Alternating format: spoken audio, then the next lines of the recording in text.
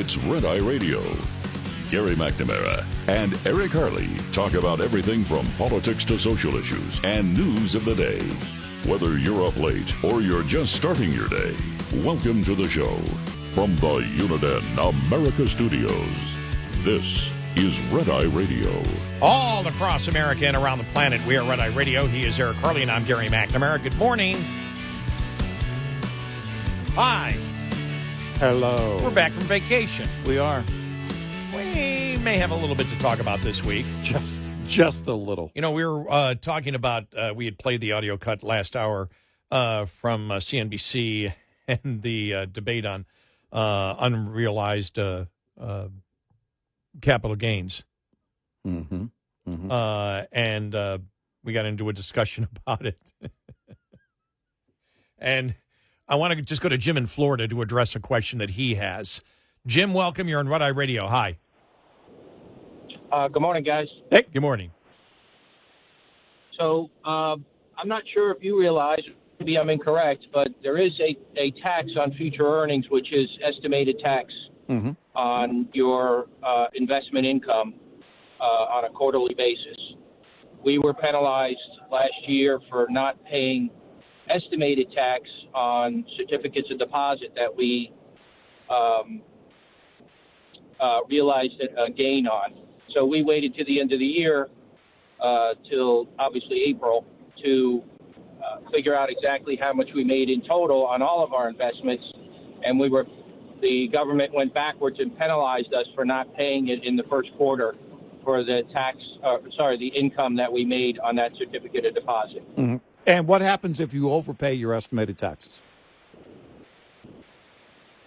Well, depending on what we made in total, we may get a refund or we may get a charged. But no. If you overpay, you're going to get a refund. But with the unrealized capital gains tax that they're promoting, that's not going to be the case. And that's the big difference. Unrealized capital gains tax. Yeah, the unrealized capital gains tax, where you're paying it on the gain that it says you have in value now, and it's an unrealized gain. That's very different than the estimated tax. If we broke even at the end of the year, we wouldn't have paid any tax, and we would have kept that income in our possession until the end of the year. No, I don't think you're getting what I'm saying. What they're promoting right now is something that's not in place right now. Yeah, you don't have you're not making income on it. You don't have income. The value of your portfolio is this. It hasn't been realized. It isn't in an account anywhere. You don't have the money. It's this. Even if it crashes and goes to zero later, you have to pay the taxes on that valuation at tax time. That you never received. That you never received. You never actually realized that income. That's the key difference. I understand. Right. I understand that. That is nothing like that is nothing like the estimated tax. Well, that's why I made the point, and maybe I'm incorrect, but I don't get to keep that income that we realized. I now have to take a portion of that income and give it to the government prior to April 15th on the following year, when I don't even actually have But that's part of current tax code based on, and if you overpay it, if you overestimate it, then it's refunded to you. But in this case, it would not be, because it hasn't been realized at all. It's not even about an estimate. It's about what the current valuation is, and that's where they're going.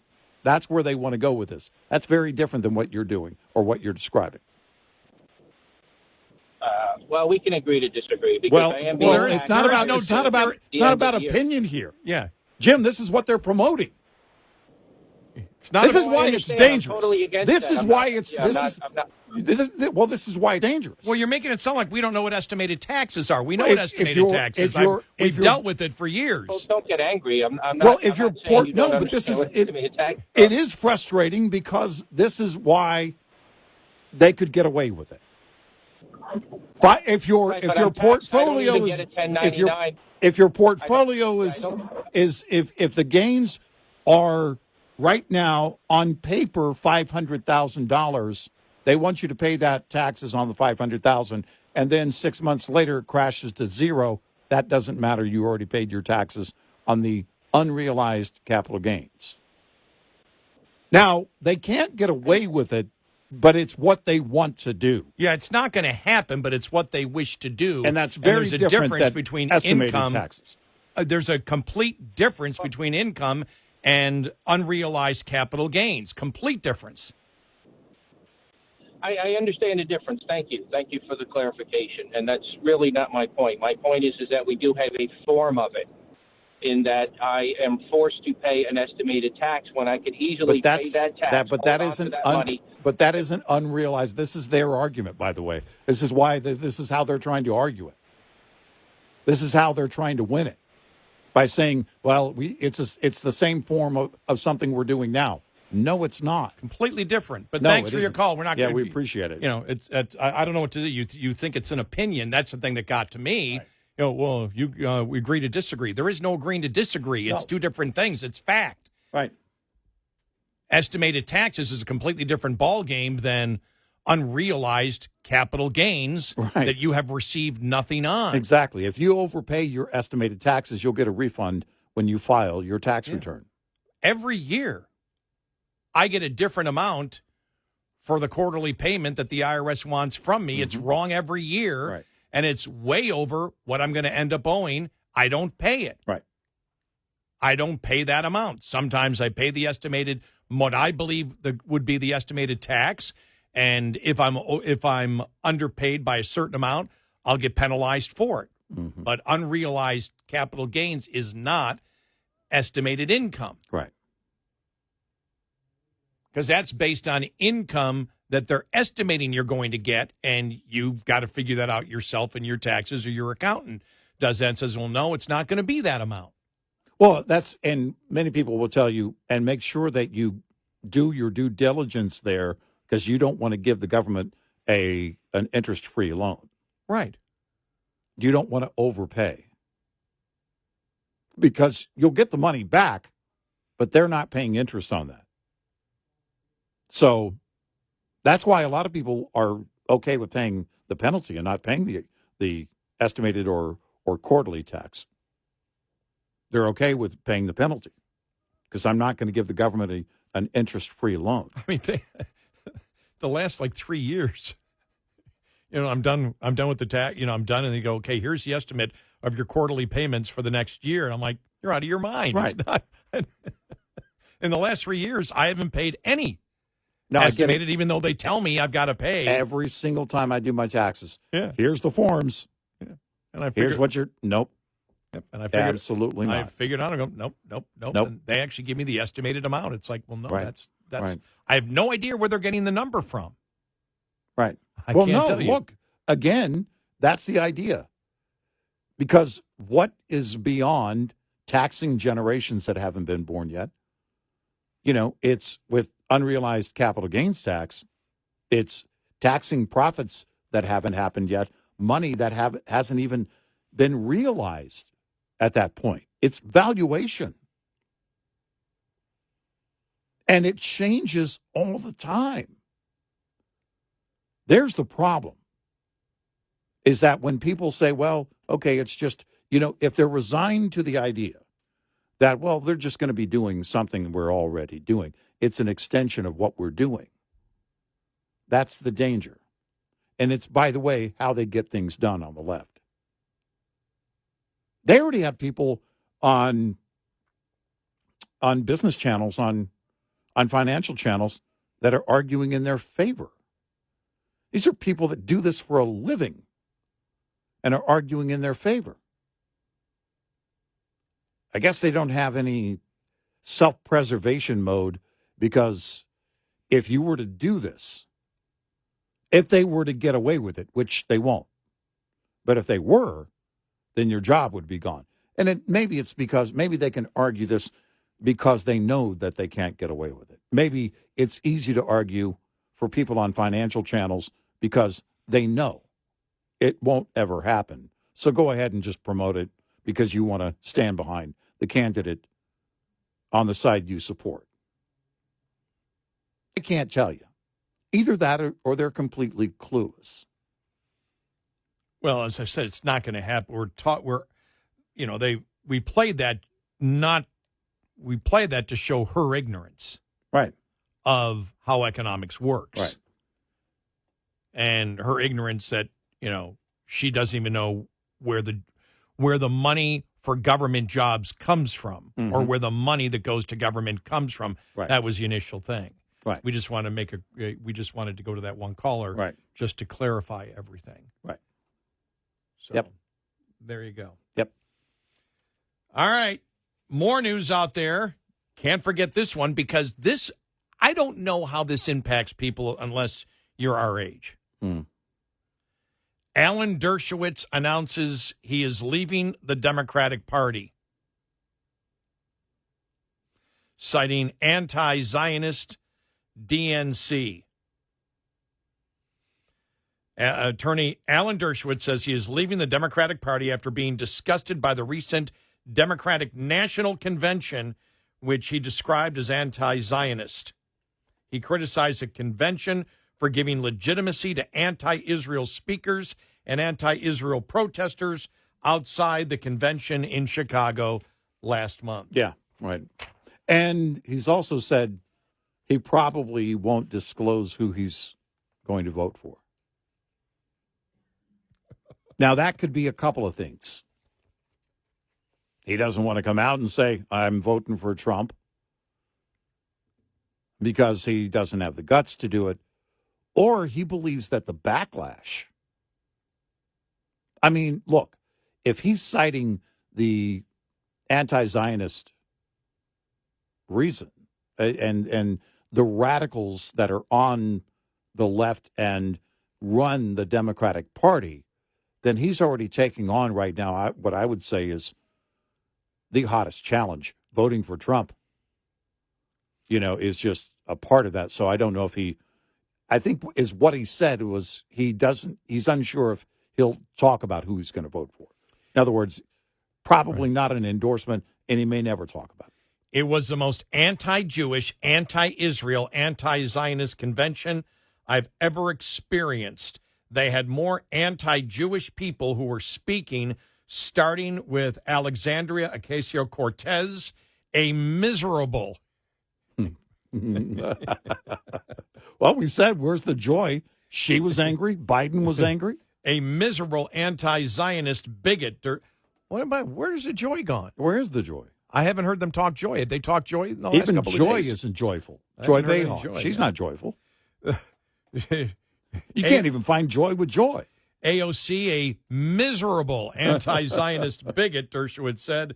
Then, of course, they had Senator Elizabeth Warren, who is one of the most anti-Jewish people in the Senate. And then they had Bernie Sanders, one of the most anti-Jewish people in the Senate. By giving them platforms, what it says is when AOC does call Israel a genocidal country and rails against it, she now has the approval of the Democratic Party. That in combination with the pro-Palestinian protesters outside the convention calling for the destruction of Israel led him to believe that's not my party, he said. You know how big that is? Yeah. Dershowitz? Yeah, for our generation, Dershowitz! It's huge. It's huge. I mean, his name was... when you said Dershowitz, left, or I don't know if we used the word far left back then, but certainly on the left. Yeah. I mean, I remember him being part of the Dream Team, going, oh, man. He as a defense lawyer is one thing, but he's clearly on the left, and there's no telling, where they're going to go with this and everything else. Okay, good. I good. Thank you for clarifying that, because I didn't think he played with Bird or Magic.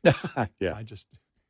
When you said Dream Team, and I'm thinking Yeah. basketball. No. Like, what? OJ's Dream Team. And whatever they did worked.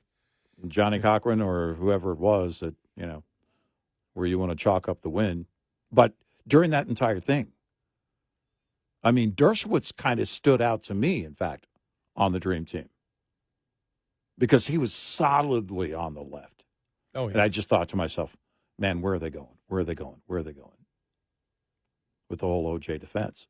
And yeah, forget about, the big story last week. Mm. Cheneys aren't going to shut up. Yeah. Come on. That's all. Shocking news. No, news would have been Liz Cheney says she'll vote for Trump anyway. Yeah. That would have been shocking, news. Yes. 866-98 Red Eye. This morning's USDA Farm Report is brought to you by Howe's Products.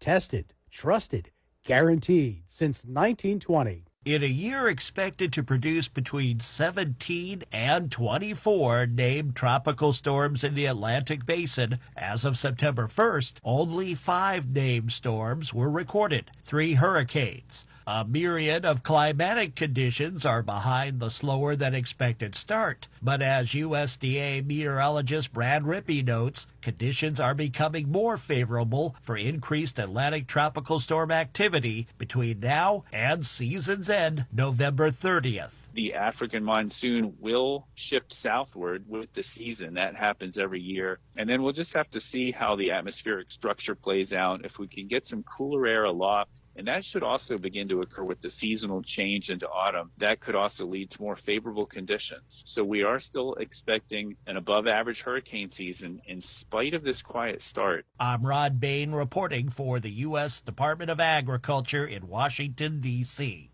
This report brought to you by Cenex Fuels and Lubes. We'll be right back with more Red Eye Radio with Eric Harley and Gary McNamara.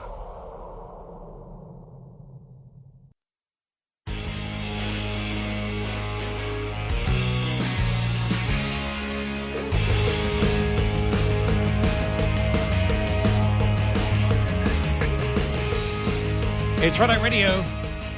He is Eric Harley, and I'm Gary McNamara. Welcome and good morning. Let me see here. The jobs report. Employers added 142,000 jobs in the month of August, while the job growth for June and July was revised down 86,000. Jobs have increased about 116,000 a month this summer, about half the rate of the last 12 months. August continued the trend that half of the new jobs were in government or healthcare and social assistance that are heavily funded by government. Jobs lost in manufacturing in August, 24,000 manufacturing jobs lost in August, 11,100 in retail, and information, 7,000. Let me see. Some of the last month's job growth is also likely a rebound from July, when storms in the South caused power outages and closed some businesses after jumping by 249,000 in July. Temporary layoffs fell 190,000 in August, a worrisome sign. Teen unemployment rose to 14.1% from 12.4% in July, and a recent low of 9.3% in April of 2023. So there you go. They said any job news probably locks in the Federal Reserve's much-advertised rate cut of 25 basis points this month, though perhaps not the 50 points investors are begging for.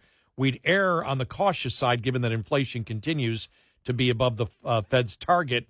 An interest rate cut is not going to make much of a difference to growth. In any case, Kamala Harris and Joe Biden say they want to grow the economy from the middle class out, but the evidence is they really believe in growing the economy from the government out. This isn't sustainable. The economy needs a dose of pro-growth tax and regulatory policy. Wall Street Journal.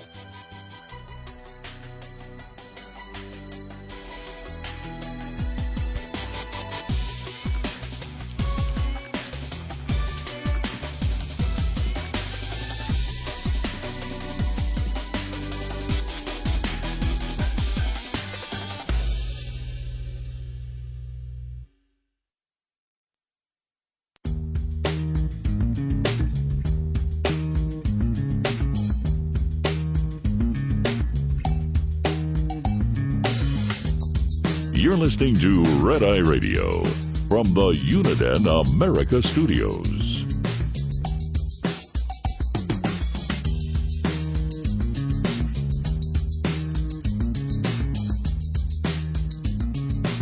It's Red Eye Radio. He is Eric Harley, and I'm Gary McNamara. Good morning. Thanks for being here this morning. Download our Red Eye Radio app today, and and you can listen when and where you want. I'm just laughing here because of the some of the Kamala Harris stuff on X. You saw the one with Seinfeld, right? Yeah. The Seinfeld episode. Right. Yeah. Now, where did the one come from where she's talking about her lipstick and the coffee? Is that recent? Was that out of the past? I don't know. Yeah, I don't know. I don't know where I it haven't originated. seen. Weird. And this one, because this is something that we can wrap up. They're not talking about it anymore because they got caught. This is sort of like the whole, well, this isn't like it, but the whole joy thing, which seems to have disappeared. Yeah. You know, this is about joy. Nobody's talking joy. But this one was, and it starts out with Mika from Morning Joe. Mm-hmm. And this was the whole name thing, that it's racist to not pronounce Kamala's name correctly. Right. And so she comes and she's just furious about it. And in this video, the first person, after she talks about, how horrible it is, sexist and racist, the first one mispronouncing her name in the collage of audio cuts is her. Yeah. She's doing exactly. And then everything is everybody on the left. So it was so funny when I saw this over the weekend that somebody put this together. And I know this is probably, I don't know, have they said that in the last couple of weeks? I haven't heard that because they all got caught. Oh, well, you had Clinton. Yeah. Because that's when it really hit the high point. It's like Clinton went, Kamala. Yeah, and who was it? Who was speaking and they had to phonetically, was it, I forget who was speaking at the convention after Clinton. Oh, yes. Was it Leon Panetta? Who was it? Was it Panetta? Oh, yeah. I think it was. I forgot about But somebody took a picture of the huge screen that they used as a prompter. Right, that showed how to pronounce her name. Kamala, correctly. and it was like, ooh, they had to, again, spell it phonetically. But you're going to hear her. She's the one that's chastising people for doing it. Mm-hmm. Then the first one is her mispronouncing the name. And then everybody in this are all liberal media members. Here we go. The hate campaign against Kamala Harris has begun. You'll notice they purposefully pronounce her name wrong. Kamala Harris. Kamala Harris. Kamala Harris. Kamala Harris. Kamala Harris. Kamala Harris. Kamala Harris. Kamala Harris. People like Kamala Harris. But as Kamala said, Kamala Harris. Kamala and I. Kamala Harris. Kamala Harris. Kamala Harris. Kamala Harris. Kamala Harris. Kamala Harris. Kamala Harris. Kamala Harris. Kamala Harris. Kamala Harris. Kamala Harris is Kamala. Kamala Harris. Kamala Harris. Kamala Harris. Kamala Harris. Kamala Harris. Kamala Harris. That Kamala Harris was a very good prosecutor. Kamala Harris. Kamala Harris. Kamala Harris. Kamala Harris. Kamala Harris. Kamala Harris. I know her. Kamala was first Biden and Kamala. Kamala Harris. Kamala Harris. Kamala Harris. Kamala Harris. Kamala Harris. Kamala Harris. Kamala Harris. And to the Kamala point, they purposefully pronounce her name wrong. They say Kamala. They do it all the time. It is on purpose. Kamala Harris. Kamala Harris. Kamala Harris. Kamala Harris. Kamala Harris. Kamala Harris. Kamala Harris was talking about this. Kamala Harris. Kamala Harris.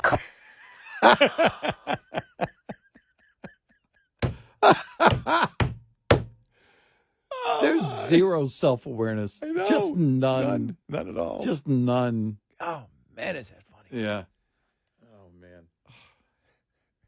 I could play the Seinfeld one again and again. The music just makes it. It really does. Well, we were talking earlier about, Mark Cuban over the weekend, just losing it. I mean, just on X losing it, and one of the things that I think probably set it off. He was on CNBC last week, and we had played that audio cut where he just, on the unrealized capital gains, he was just all over the place. Right. Well, this is just the starting point from her, and he just got black. You could tell he was just barely floating water. And then I just saw this one that he put out yesterday because he's trying to set the narrative. And he has here, it goes, for all Trump supporters, a question. Which startups has Donald Trump ever invested in that didn't involve a family member? And Patrick Bet David wrote, envy has you held hostage. Either get in the ring and run for office to get some level of moral authority here, or to get the same level of moral authority he has, or let it go. Yeah. He's just, and when he, last week, when he was, with all the stuff that he was flailing all over the place. Just, because they're all, and you see it. You see the anger in Welker's face. We talked about it. On Meet the Press. You see it right now. You saw it with George Stephanopoulos. And remember, Stephanopoulos got it handed to him by his employer, ABC, for saying before Biden dropped out, he should drop out, to somebody on the streets just walking on I think it was a reporter from TMZ or something. I forget who it was. It was like he just mumbled, just boom, dropped it right there. And then ABC had to write an apology. And then, of course, Biden dropped out. And then Byron Donalds is on with Stephanopoulos. I don't know, it was a few weeks ago. And the anger on his face. So all this desperation on the left, this anger on the left that you see right now, it really is driven by fear, and it's the fear built on the realization that they should have leapfrogged over, let me get this right, Kamala Harris.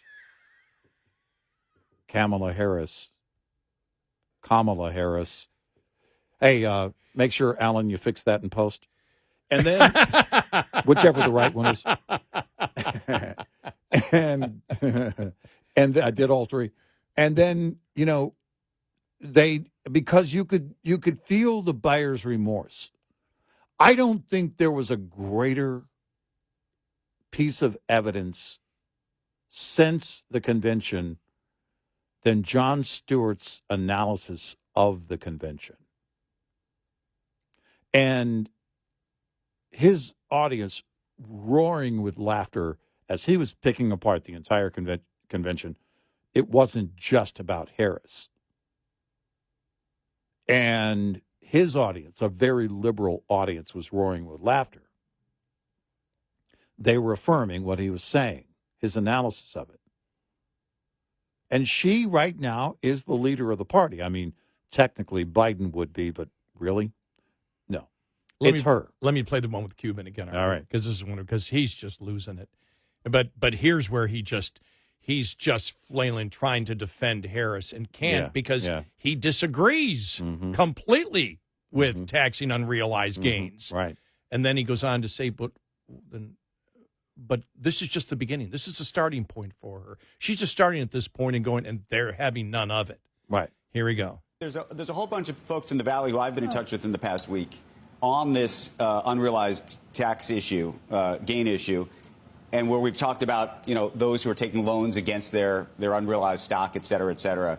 And then they say, well, if you start to tax that, we won't be able to make investments in startups. We won't be able to give money over to venture capitalists and private equity folks and other things like that. What's your feedback to that distinction? Because I wonder, once there's a critique of one, then of one policy, and you get rid of that policy, then of course it moves to the critique of the next version of it. Well, of course, but okay. So what I told him was, if you tax unrealized gains, you're going to kill the stock market, right? And it's going to be the ultimate employment plan for private equity, because companies are not going to go public because you can get whipsawed, right? I mean, my own personal experience back from the internet days, right? All of a sudden, I was cash poor, but equity rich, right? My net worth was enormous, but the number of dollars in the bank wasn't enormous. And so I'd have, based off of the unrealized gains, I would have had to borrow money, and I effectively would have been in hock just to pay my tax bill instead of trying to run my company and 1,000 other reasons, right? So they realize that's the issue. I can't repeat it enough. Even though she's not directly conflicting the Biden tax plan, to her value proposition is we need to tax everybody fairly. I'm starting from the Biden plan as a starting point, but that's not necessarily her ending Mark, point. let me just say, I appreciate you calling in, telling us what you're hearing on these fronts. That's great. But as you've said yourself, you can't speak for the vice president. These are things they're telling you. Who knows what they're telling other people? My guess is they're telling anybody who's donating to them exactly what they want to hear at this point. What matters is what they say publicly and what they will stick to. No, absolutely, positively not. Right. Let me just be very clear. I don't know, like, why do you think that they're telling you the truth and not telling other people other things? Well, if they won't say it publicly, say it publicly. Tell all of us so that we can hold you to it. I get it, but you've got to get the details right. You can't just... Yeah, but we have 60 days till an election. Like, you're asking people to take a even flyer. Even if it's the day before the election, right? Even if it's the day before. Look, the next question is, the second thing I was going to mention earlier. I just don't want everybody to trade on what we think and what we feel and what we think may happen. Point exactly. Just tell us. He's all over the place. Yeah. He has no idea what she thinks, and he's making the assumption of what she thinks. And because, well, she's telling different things to everybody. How do you know that? No. By the way, he said that Trump has cognitive problems. I think from his own standard, Mark Cuban may be having some cognitive issues here. Just based on it being all over the place in the one segment here. Just in the one segment, and then everything that's going on with him on X over the last week or so. Right. He's just losing it. And in his defense of Harris, he doesn't sit there and say, no, this is an insane policy, and she needs to distance herself from it now. Right. Oh, no, you need to give her a chance, and so she can go, and, she has to get it right, and even if it's one day before the election. Mark Cuban, shut up! Well, you're making an idiot of yourself. Again, I'm just gonna support her and defend her any way that I can. Right, I know. You're grasping. That's really bad. You're grasping. 866-90-RED-EYE. Coming up, more with Gary McNamara and Eric Harley. It's Red Eye Radio.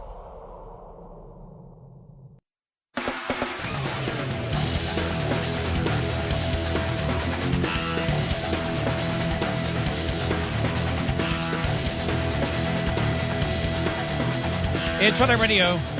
He's Eric Harley, and I'm Gary McNamara. Well, now, tomorrow is the debate, so on tomorrow's show, which will be before the debate, we'll have a preview on it. If it's still on, I have to say that right until... We have to pretty much up to the bell. You just have to. With this whole thing, this entire election season, but everything from the Harris campaign, I'll believe the debate's going to happen after the debate is over. She may quit mid-sentence. You know what? I'm out.